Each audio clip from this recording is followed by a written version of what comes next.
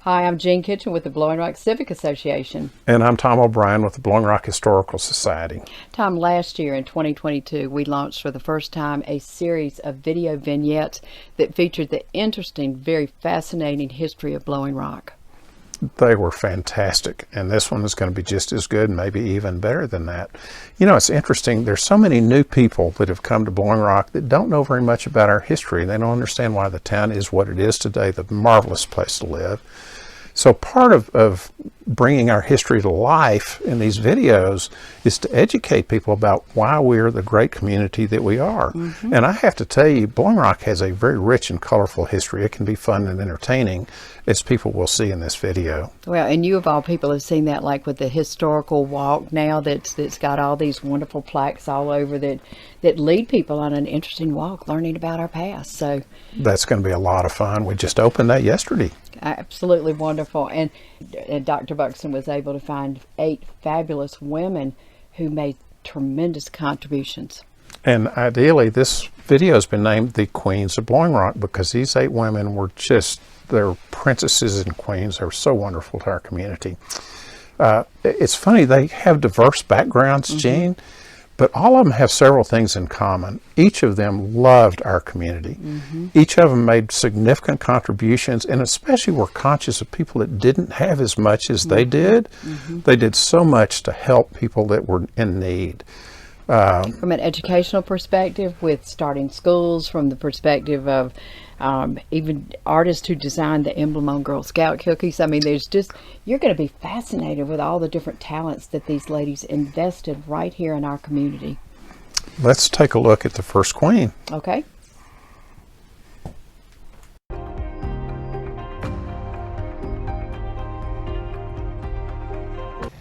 She was born with the proverbial silver spoon. I mean, it was to a family of great wealth and power and prestige in Alabama. Yet, from the very beginning, she was different. She believed that women of wealth and power should step down from their pedestals and reach down deep to help those in need. Her character was shaped by many things. I think first and foremost, her parents' example of philanthropy and love for the community. Her faith was also very important to Susie, and also her social awakening that I think occurred a little bit later in her life. Susie Parker Stringfellow grew up in this beautiful mansion in Anniston, Alabama. The opulence of the dwelling suggests the wealth and power commanded by Susie's father, Duncan T. Parker, who was president of the First National Bank. Susie was petite, with brilliant blue eyes, and she exuded blue-blooded charm. She was no stranger, however, to tragedy. In 1889, she lost both her mother and brother to pneumonia. Some months later, her father moved to New York City, where he too died 1 year later in 1890. Susie inherited the family wealth and became a power for good in both Blowing Rock and in Anniston, Alabama. In 1882, Cupid struck, and Susie married handsome William Stringfellow. They purchased Chatola, a Cherokee word meaning haven of rest, and became summer residents of Blowing Rock. William suffered from tuberculosis, and Susie insisted the cooler climate of Blowing Rock would improve her husband's health. The Stringfellows were very close friends of Elliot Dangerfield and knew of his summers spent in Blowing Rock. The Stringfellows hosted many opulent parties at Chatola and were close friends with Blowing Rock's social elite. While they enjoyed Blowing Rock's social scene and loved to entertain, they were devout Episcopalians and very active in the Blowing Rock Episcopal Church. Susie was a Sunday school teacher and treasurer of the church. Now, having no children of her own, she took a special interest in the children of Blowing Rock. She organized the Blowing Rock School Betterment Association, the Civic Improvement League, the Blowing Rock Exchange, and the local branch of the Campfire Girls. She donated generously to the Red Cross, Grandfather Home, and the Watauga County Home. In 1918, she donated the funds to build a new Episcopal church, now St. Mary's Church, but then known as the Stringfellow Memorial Church. Following a trip around the world, Susie and W.W. built a beautiful new home in Anniston they named Avicenza, which is an Italian word meaning friendship. Sadly, Susie died in 1920 at the age of 51 before their new home was completed. It would be no exaggeration to say that Susie Parker Stringfellow changed the world. Her gift, her legacy is connected to the hospital in Alabama, the Stringfellow Memorial Hospital, that has helped change that part of the world. But she also funded the Community Foundation of Northeast Alabama, which over the years has donated millions of dollars to help people in need in Alabama. Yes, now we've talked about Alabama, but let's not forget her contributions to our own community here in Blowing Rock.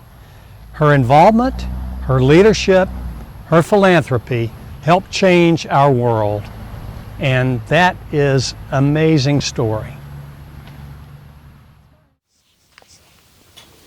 The following words, written by Judge George W. Gage of the South Carolina Supreme Court, is dedicated to Susie Stringfellow. These words are inscribed on a plaque inside St. Mary's Church.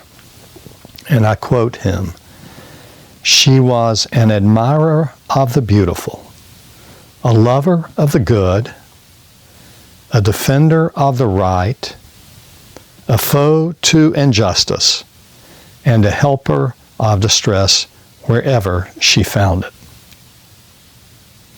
Tom, I think it's really interesting that an aristocratic family from Alabama came up to this remote village of Blowing Rock and settled here and contributed so much. You know, it really is interesting. And I understand from Dr. Buxton's book, A Village Tapestry, the reason he did that was because he was very dear friends with Elliot Dangerfield, the renowned artist.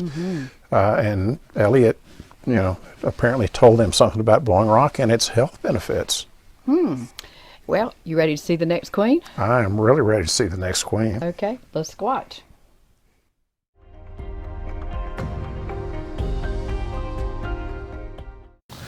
Determination, courage, intelligence, and an amazing sense of humor.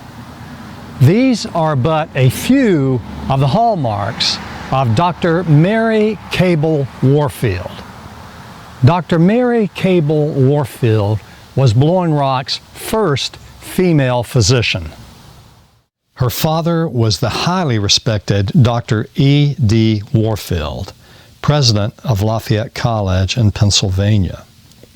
She was the second born of 6 highly accomplished children.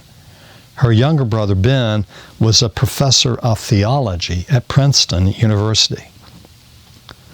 Mary attended the Women's Medical College of Pennsylvania, one of only 2 medical schools in the entire country in the early 1900s that was exclusively for women. She first visited Blowing Rock in 1928 and immediately fell in love with the area. At that time, she was the resident physician and professor of anatomy at Converse College in Spartanburg, South Carolina. It soon became obvious that Mary Warfield and mountain people were a match made in heaven. Her unassuming, casual manner and her constant companion, a German Shepherd dog, made her easily approachable. It's a good thing because she was the only doctor within a 10-mile radius. In 1930, the Warfield Clinic was established in Blowing Rock on the south end of Main Street. Dr. Warfield had a special interest in pediatrics, and the clinic soon became known to locals as simply the Baby Clinic. Dr. Warfield accepted no pay for work performed in the Baby Clinic. She felt this pro bono work was part of her duty as a physician. Over a span of almost 2 decades in Blowing Rock, she delivered hundreds of babies. You know, I have a very personal connection to Dr. Warfield because she delivered 5 of my siblings in this modest building behind us. My brothers Thomas and Trask, and my sisters Anne, Mary, and Martha. And mixed in there were 2 sets of twins. The Warfield Clinic was warmly embraced and supported by the citizens of Blowing Rock. This included annual village concerts by Metropolitan Opera star and seasonal resident Norman Corden, and the country club concerts organized and underwritten by charlatan David Ovens. Sadly, Dr. Warfield died in 1953 at the relatively young age of 58 years old. But in her lifetime, she literally changed this community. She reached back into the coves and hollows of the mountains with an effort to try to bring modern medicine to Appalachia. She was a hero in any measure of the word, and that's why I regard her as Blowing Rock's Florence Nightingale. Gene, can you believe that Dr. Warfield delivered 5 of Barry's siblings? That's incredible. It is, and there were 2 sets of twins. I mean, that's just amazing itself. But the big thing to me, Tom, is that was before disposable diapers. I mean, this was a long time ago. So wow, that's a lot of diaper changing. It is, and what an incredible lady. Let's see who the next wonderful lady is. Perfect.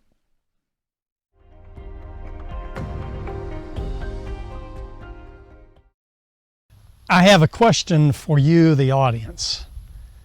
How do you define greatness? How do you define greatness? What is great? You know, the ancient Roman philosopher Seneca said that it is a very, very rough and challenging road that leads to greatness. Oprah Winfrey, she encouraged women to think like a queen, because a queen is never afraid to fail. Failure is but a stepping stone to greatness. Benjamin Disraeli, the former British Prime Minister, had something very important to say about greatness. He said that a great person is someone who affects the mind of their generation. Okay, so what is greatness? How about a woman who established 15 schools throughout Appalachia and did it all after the age of 50 years old? A woman who had a burning desire to help others, to provide opportunity for the less fortunate throughout Appalachia. Emily Catherine Pruden was one such woman, and certainly a hero by any measure of the word.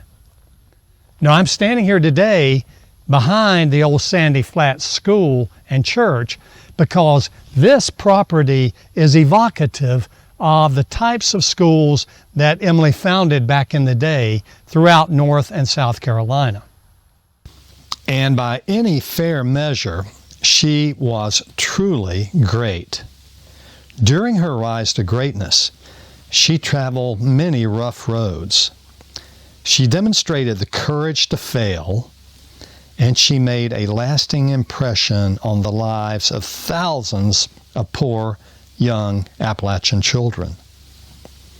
Emily was part of the Protestant missionary movement of the late 19th century. Her zealous commitment to Christian service was a hallmark of the schools she established for both black and white students.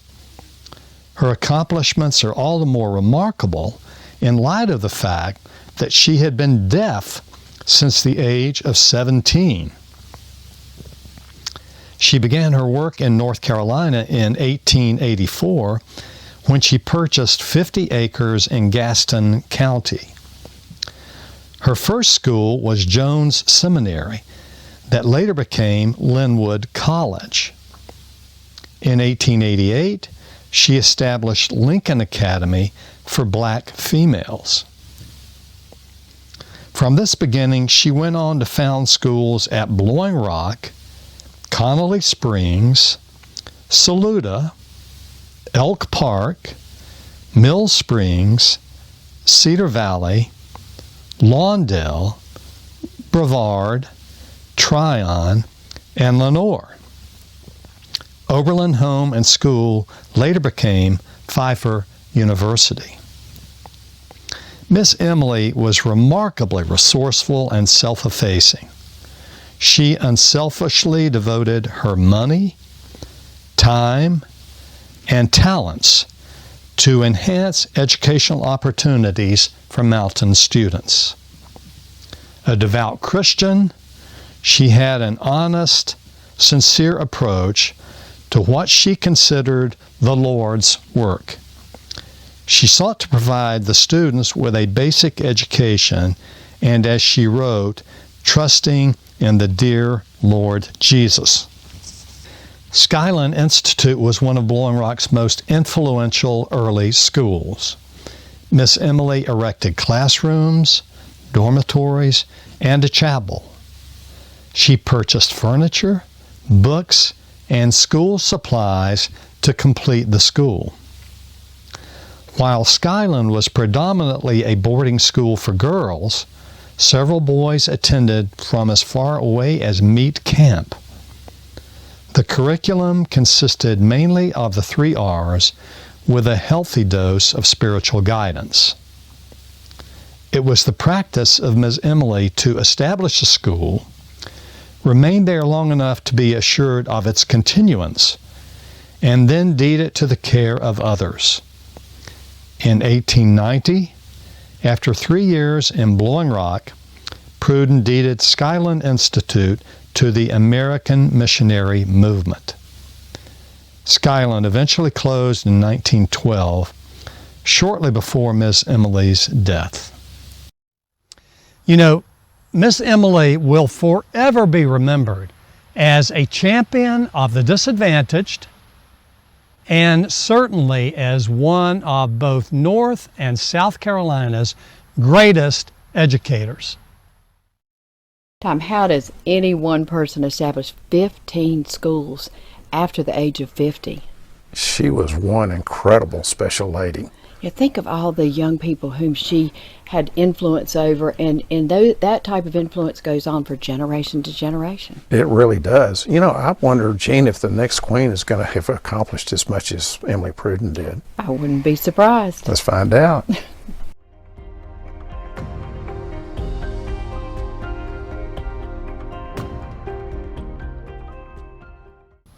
You know, of all the amazing women who have graced our beloved Blowing Rock over the decades, I think the woman that I would most like to have known is Marjorie J.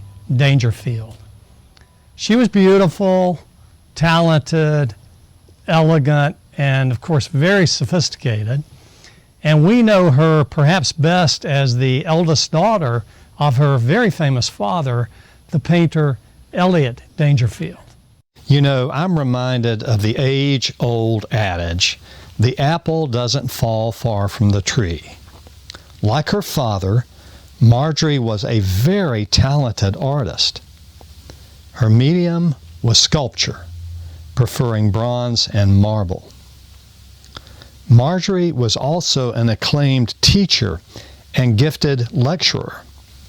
She taught at the School of American Sculpture and the Grand Central School of Art in New York. She also lectured at the Mint Museum in Charlotte and at Duke University.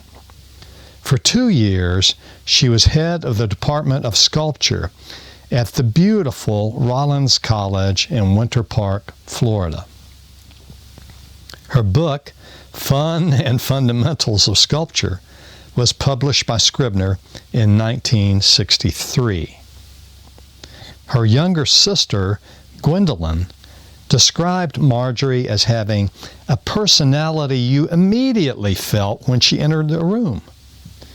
She could hold people enthralled with her stories. She had a wonderful sense of humor. You know, Marjorie won numerous awards, including the Huntington Award for her statue of Martha Graham and the Silver Medal Award for Appassionata. Appassionata was exhibited at the first Blowing Rock Art Show, held at the Green Park Hotel in 1935. In 1952, Marjorie designed and cast a small silver figure of Sir Walter Raleigh, which was presented to Queen Elizabeth II during her visit to the United States. In 1954, Marjorie won the international competition to design an emblem for the Girl Scouts of America. Both Marjorie and Gwendolyn did a great deal to stimulate interest in art in Blowing Rock. Both were patrons of the first Blowing Rock Art Show and served on the Committee of Patronesses. The Blowing Rock Art Association was formed in 1950 to cultivate art in Blowing Rock. Marjorie executed several pieces of sculpture for prominent summer residents of Blowing Rock: Anne Cannon Forsyth and charlatan George M. Ivy. Perhaps her most acclaimed work, entitled The Offering, now stands here in this very soulful garden on the side of St. Mary's Episcopal Church here in Blowing Rock. I really wish Gina had known Marjorie. She was an incredible artist, has done so much. Well, one of the things I didn't know about her is, and I was a Girl Scout and a brownie and all those things, but the emblem on Girl Scout cookies, she designed that. Wow, I'm Yeah. impressed. I wonder if she designed Girl Scout cookies too. Well, I they love are 'em. mighty good. I hope you're supporting the Girl I Scouts. support the Girl Scouts, especially when they sell cookies. Absolutely. Well, let's see who our next queen is.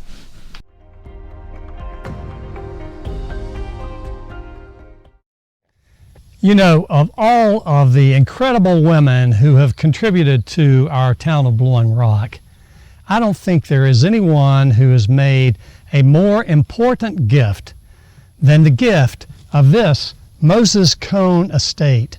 It's spectacular land and beautiful, soulful in so many ways. This gift to our community by Bertha Lindau Cone. Upon her death in 1947, her will conferred ownership of the Moses Cone estate to the Moses H. Cone Memorial Hospital in Greensboro. It was to be operated as a public park. Hospital trustees ultimately donated the estate to the United States of America, and it became part of the national park system. With over 3,500 acres, including the Cone's summer home, Flat Top Manor, it's not an exaggeration to say that this land, this spectacular place in the Southern Highlands, has touched the soul of thousands of residents and visitors alike. Beauty, solitude, spiritual reflection, walking and jogging, horseback and carriage riding, all to be savored on this beautiful estate. But who was Bertha Lindau Cohn? Born in 1858, she was the eldest of 3 daughters of a prominent Jewish family in Baltimore, Maryland. The Lindaus immigrated from Germany in the 1840s. In the 1880s, the Lindau family became neighbors of the Herman Cohn family in Baltimore. You know, Bertha was known to be intelligent, hardworking, and a woman who excelled in numbers. However, she chose not to attend college. After a 4-year courtship with young Moses Cohn, they married at her parents' home in Baltimore. They would have no children, but Bertha was a constant source of support and encouragement in Moses' successful efforts to build an industrial empire. Headquartered in Greensboro, North Carolina, Cohn Mills would employ hundreds of men and women, and Moses would famously be known as the Denim King. During a 7-year period, Moses and Bertha acquired over 3,500 acres in the Blowing Rock Township. This is the property we know today as the Cohn Estate. They began construction of Flat Top Manor, their summer home, in 1899. In 1906, Bertha and Moses went on a world tour and collected hundreds of works of art to furnish and display at Flat Top Manor. Moses Cohn died prematurely at the age of 51. But what followed is an incredible and most unlikely story.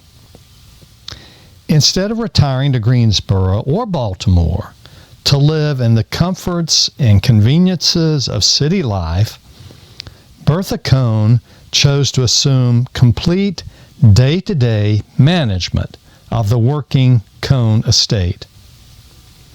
She was reported to have quickly and proficiently learned management skills that very few women of her day would have known.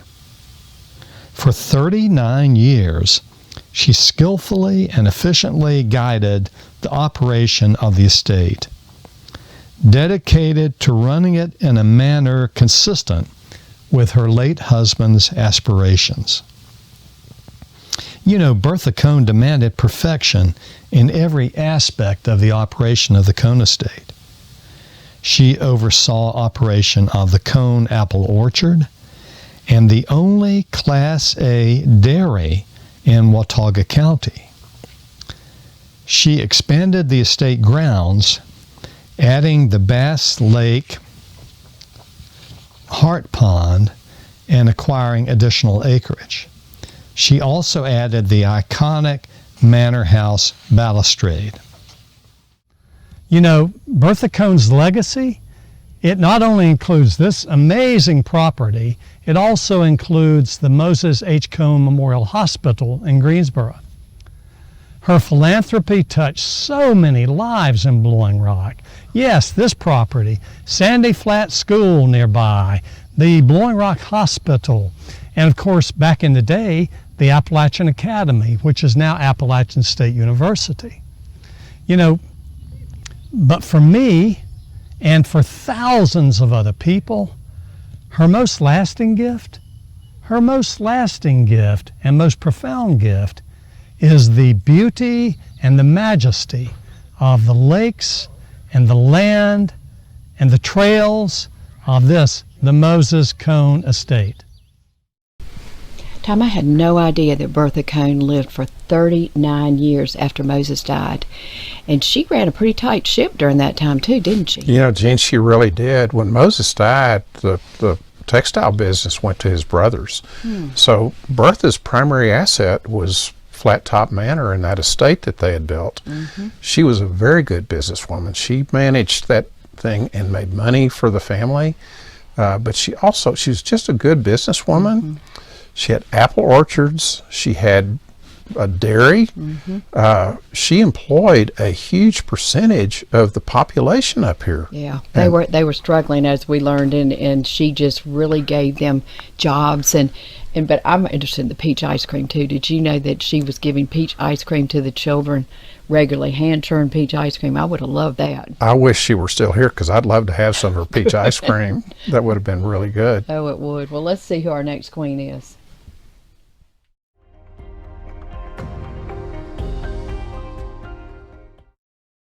She was the master teacher.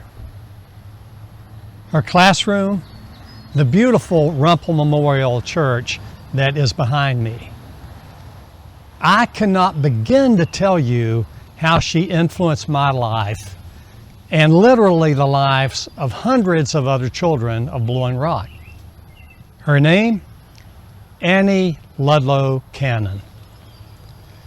You know, Annie Cannon dedicated her life to religious studies and helping the less fortunate. Through her Good News Bible School and her classroom teaching here at Rumpel Memorial, she taught the Bible to many, many of us, and we were enthralled.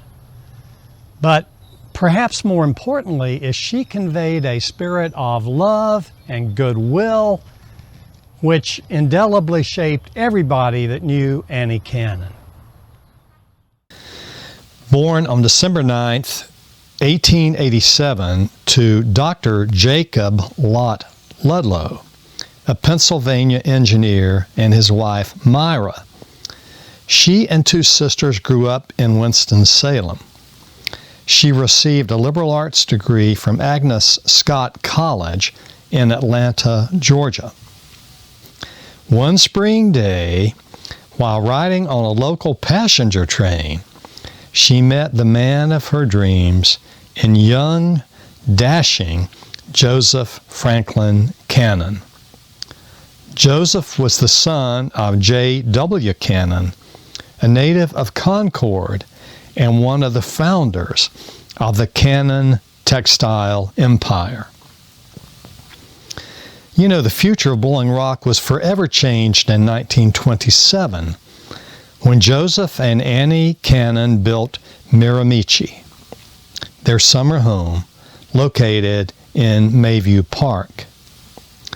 Shortly after completion of Miramichi, and Miramichi means happy retreat, Annie Cannon began hosting Sunday evening hymn singings, which were open to everyone in the Blowing Rock community. Annie Cannon was dedicated to the improvement of life in Blowing Rock. During the 1940s, she was instrumental in starting the Blowing Rock Negro Community Church on Possum Hollow Road. She was a leading supporter of Grandfather Home for Children, where buildings are actually named in her honor. You know, for me and many others, she will always be fondly remembered as the Bible teacher whose life exemplified the teachings of Christ. Her talent and gift for teaching were obvious, and she gained recognition as a master teacher from the Child Evangelism Fellowship. She dedicated her teaching to the children of Blowing Rock. Mrs. Cannon's teaching involved the use of scene-a-felts, a method by which felt figures were placed on a flannel board as a Bible story was told. We children sat spellbound as Mrs. Cannon wove her magic from Genesis through Revelations.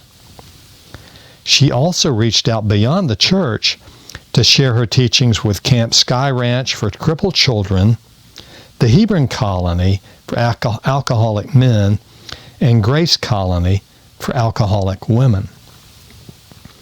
Annie Ludlow Cannon loved spending time in her beautiful flower gardens at Miramichi. She also enjoyed horseback riding and was an accomplished equestrian well into her 70s. She was a faithful supporter of the Blowing Rock Charity Horse Show. She was a true friend to everyone in Blowing Rock, no matter your class or standing in the community. She reached out and touched everybody in Blowing Rock, and that was so important. I think her greatest gift was the example that she set in the community. Her example was one of kindness and love and interest in all levels of our town. She died in Blowing Rock, her beloved Blowing Rock, on March 10th, 1965. And just 5 years later, the leadership of Rumpel Memorial dedicated the new education building in her honor, the Annie Ludlow Cannon Education Building. How appropriate was that to do? So she's not only memorialized here at Rumpel Memorial, she is also memorialized in the beautiful Annie Ludlow Cannon Gardens that is located across the street from Broyhill Lake in Mayview. What an incredible lady. Gene, I'll bet her Bible class was a lot more fun than my old Sunday school class, and probably more informative too. Well, she had such a broad influence on hundreds and hundreds of young people with her Good News Bible Club.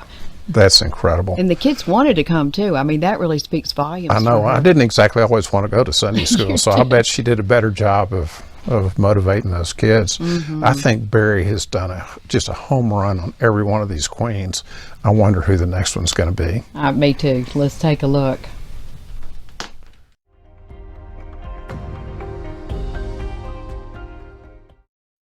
Remember that age-old saying that behind every great man is a great woman? You know, comedian Jim Carrey modified that. I think it's so true. He modified it to say, behind every great man is a great woman rolling her eyes. So true. On a more serious note, Proverbs 31:12 had this to say, "She brings him good, not harm, all the days of her life." Maybe because Sadie Hunt Broyhill loved music and studied music at the university, she might prefer the old Tammy Wynette song, "Stand By Your Man." Now behind me is Timber Tops, the beautiful home of the Broyhill family here on the edge of the gorge in Mayview.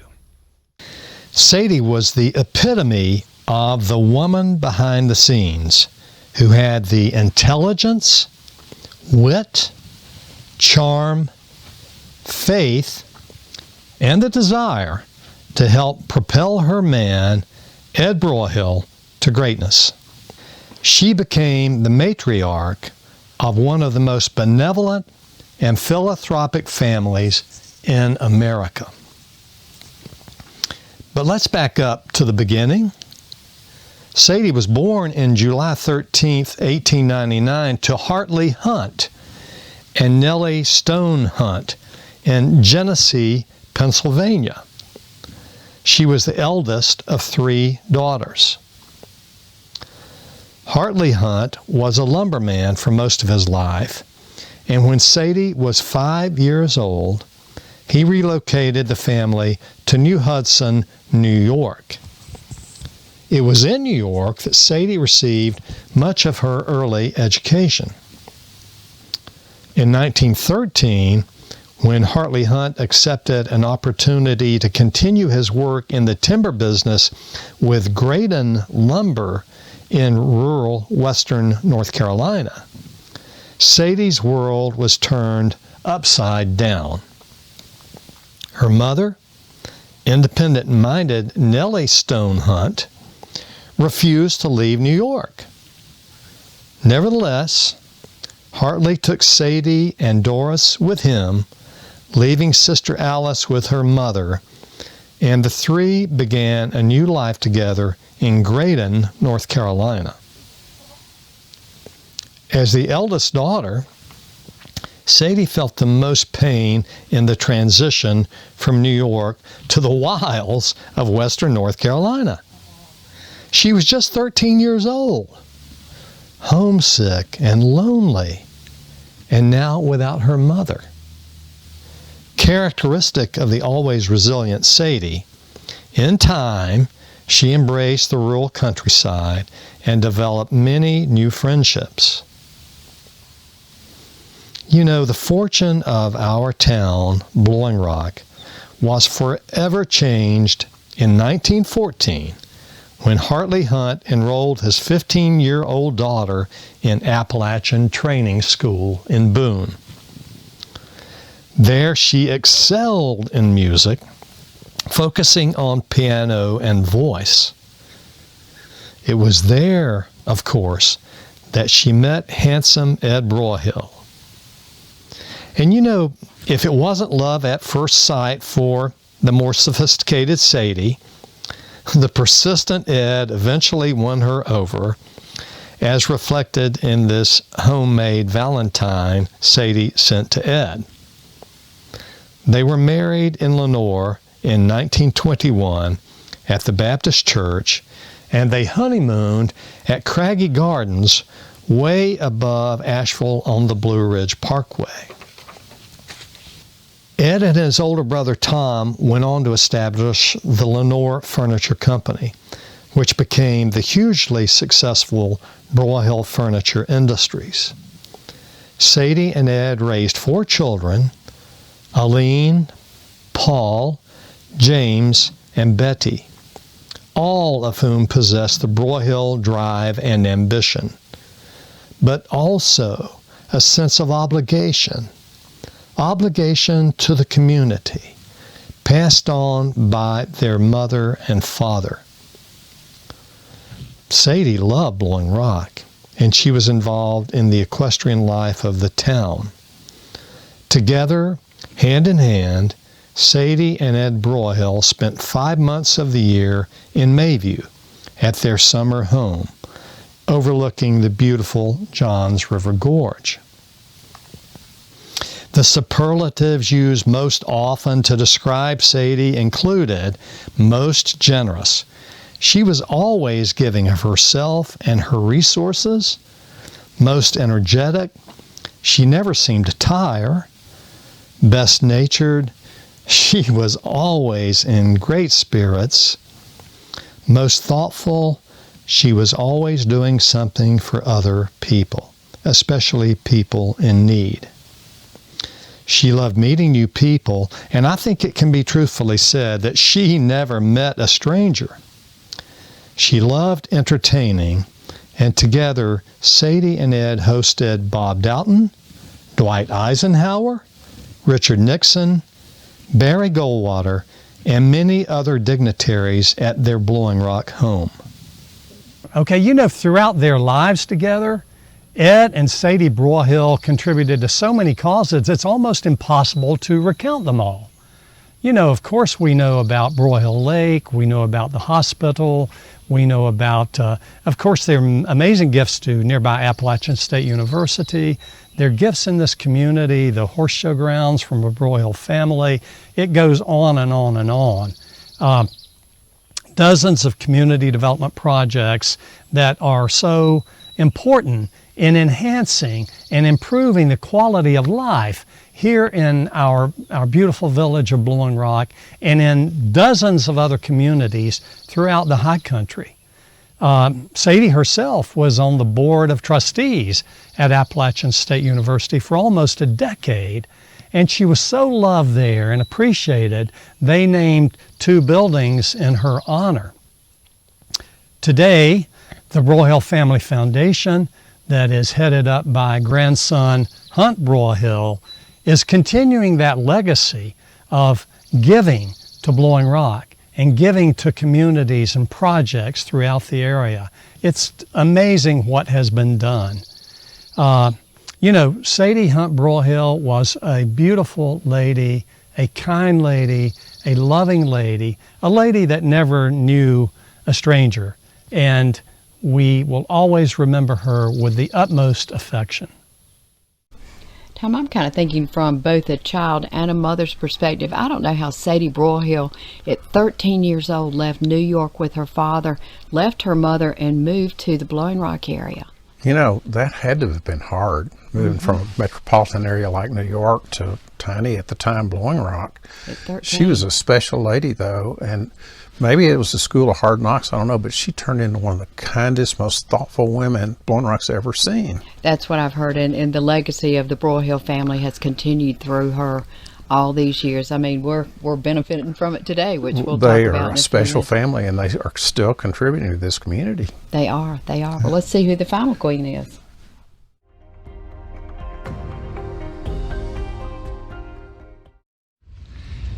She was an angel of the gilded leaf. I'm talking about tobacco, of course. Yet her life was one of mystery. She was the heir of both the Reynolds tobacco fortune and Cannon Textiles. She was once dubbed the richest baby in the world. Behind me is her lovely home here in Mayview in Blowing Rock. It was called Far Horizons. Ann Cannon Reynolds was born in New York in 1930 to father Zachary Smith Reynolds and mother Ann Cannon. Her grandfather was R.J. Reynolds of Reynolds Tobacco. Much can and should be said about one of America's most interesting and impactful philanthropists. On her 21st birthday in 1951, she inherited a $9 million estate. Almost immediately, she wrote a letter to the trustees of the fledgling Blowing Rock Hospital, offering a challenge grant of $30,000 to build and equip a new hospital. During the mid-1950s, at the urging of Dr. Charles Devant, Ann Reynolds Tate established college scholarships for deserving Blowing Rock students. For over 2 decades, 2 graduating seniors from Blowing Rock High School received a 4-year, all-expenses-paid scholarship to the college of their choice. For much of her life, Ann loved and owned thoroughbred horses and was a staunch supporter of the Blowing Rock Charity Horse Show. Her love of horses connected her to her first husband, Lloyd Patrick Tate, son of the founder of the Blowing Rock Horse Show. Together they had 2 sons, Zachary Tate and Jock Tate. In 1962, Ann married Dr. Harry Francis Forsyth, and they lived together in Winston-Salem and Blowing Rock. She served as president of both the Z. Smith Reynolds Foundation and the North Carolina Fund. In 1967, she established and funded the Ann C. Stouffer Foundation in honor of her mother. In many ways, I think her lasting legacy will be as an educational activist and staunch advocate for racial equality and cultural diversity. Through the Stouffer Foundation alone, she placed 142 black students in 22 preparatory schools throughout the South. She hoped this would contribute to racial integration. As a founding member of the Awards Committee for Education, she helped send 700 black students to summer sessions at colleges and universities throughout the state of North Carolina. She was also a leading contributor to the North Carolina School of the Arts and the Penland School of Crafts. Upon her death in 2003, one of the college scholarship recipients from Blowing Rock, my brother, Dr. Thomas Buxton, had this to say, and I quote, "Mrs. Forsyth totally changed my life trajectory by providing the money to attend Wake Forest University. It's impossible for me to express my gratitude, but I will always remember her kindness and her desire to help the less fortunate." On a personal note, I met with Ann and Dr. Forsyth in their lovely Winston-Salem home in 1987. Ann and I talked about Blowing Rock back in the old days, and we had a great time visiting about the history of Blowing Rock. I explained to Ann that I was working on a project for Blowing Rock's centennial, a history that would be entitled A Village Tapestry, the History of Blowing Rock. I was there to try to solicit their support.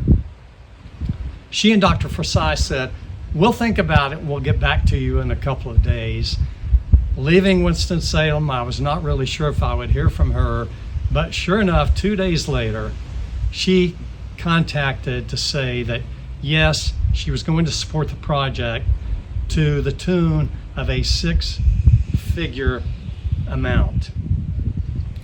With that generous donation, we built Devant Field because we had to play baseball at the old horse show grounds in Blowing Rock. And so that was a great gift to the community, and also a tribute to Dr. Devant. But we also worked on the hiking trails and other things in Blowing Rock to enhance our community. You know, I'll always feel personally connected to her. And I hope and believe she will be remembered as a great lady and one of Blowing Rock's most important philanthropists. I'll also remember her as my friend. Well, this brings us to a close on our Queens of Blowing Rock video series. I sure hope that all of you have enjoyed this video as much as we have. It's been a lot of fun putting this together. Oh, it has. And I want to mention a village tapestry.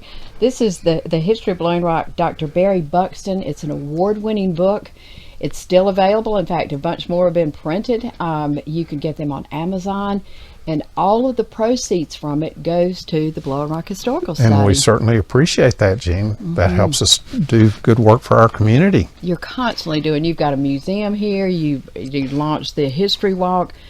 Lots of good things are happening with the Historical Society. Right. In Blowing Rock. Proceeds from this book have been kind. They've helped us. Tom, we want to have a special thank you for Douglas Myers of Premier Images.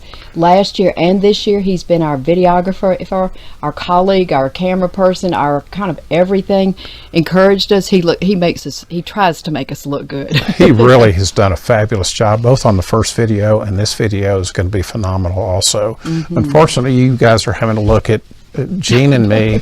Douglas is behind the camera doing a fabulous job for us. Thank you, Douglas. Really do appreciate him. And also we wanted to encourage you to go to YouTube, the Blowing Rock Historical Society or the Blowing Rock Civic Association websites, and you can watch last year's video series, which was wonderful, featuring the 8 men and their contributions. So we want to encourage you to watch that and perhaps watch this again. This is going to be posted this year on your website. This will be on all 3 locations again once it's over with. Okay. And we also really want to thank Dr. Barry Buxton, who did a lot of work over the winter pulling all of this together. He's done a fabulous job.